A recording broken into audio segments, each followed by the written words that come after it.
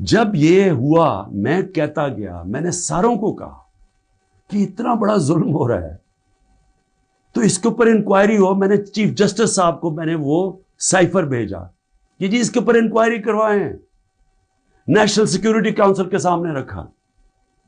National security council کے سامنے 30 مارچ کو میں نے رکھا کہ جی یہ ہے، سارے آرمی چیفز بیٹھے ہوئے تھے، سروس چیفز بیٹھے ہوئے تھے، سب کے سامنے رکھا کہ یہ اس نے لکھا ہے اور آپ کا ایمبیسڈر کہہ رہا ہے کہ ان کو پروٹیسٹ کرو کہ یہ کسی کی جرت نہیں ہونی چاہیے اس طرح کا، کسی بھی ایک ملک کو، آزاد ملک کو اس طرح کا زبان استعمال کرنی. انہوں نے کہا جی ہاں مداخلت تو ہوئی ہے، تنقید کی، امریکہ کو پروٹیسٹ بھی کیا نیشنل سیکیورٹی کاؤنسل نے 30 مارچ کو. میں نے پارلیمنٹ میں لے کے گیا کہ ان کیمرہ میٹنگ کروائی. میں نے کہا ان کے سامنے رکھو.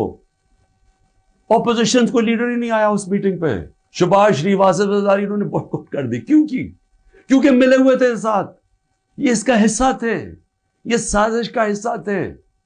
کیونکہ کیا یہ پاکستان کے پرائم منسٹر کے خلاف ایک آدمی کہہ رہا ہے کہ اس کو ہٹاؤ، تو کیا یہ عمران خان چھوڑیں کسی بھی ملک کو اجازت دیتا ہے ایسے؟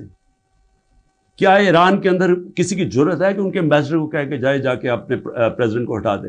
یا ہندوستان میں کسی کی جرت ہے کہ کہے کہ یہ ایمبیسڈر کہے کہ جی نریندر مودی کو ہٹا دے؟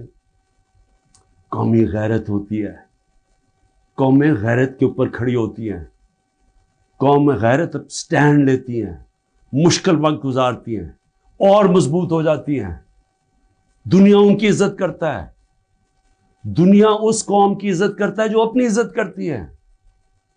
جب ایک عام آفیشل اس طرح کا سٹیٹمنٹ دے اور میں اس کے اوپر کچھ ہو ہی نہ، یعنی نیشنل سیکیورٹی کاؤنسل میں حیران ہو گیا کہ صرف جی ہم ڈیمارش کرتے ہیں. آپ انکوائری کرنی چاہیے تھی، پوچھنا چاہیے تھا، لکھنا چاہیے تھا اس نے کیوں یہ کہا. اور انکوائری جب ہونی تھی تو ایک آدمی نے سامنے آ جانا تھا، جنرل باجوہ نے.